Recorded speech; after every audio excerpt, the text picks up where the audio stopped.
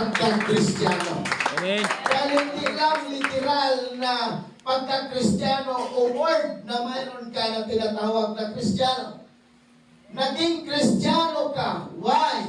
Dahil sa ilaw na nagliliwanag sa iyo. No? Dahil sa ilaw na nagliliwanag. But, be careful. Dahil baka lumalakad tayo sa liwanag, pero ang ating pag-iisip at ang ating puso ay kadiliman ang nais. Ha? Amen. Yun yung problema. Sabihin mo sa katabi, baka yan ang problema.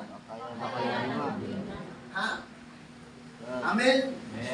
Baka yan ang problema na minsan nasasabi ng isang Kristiyano na nasa liwanag siya, pero ang kanyang isip, ang kanyang nais ay gusto niyang piliin ang kadiliman. No? Amen? Amen.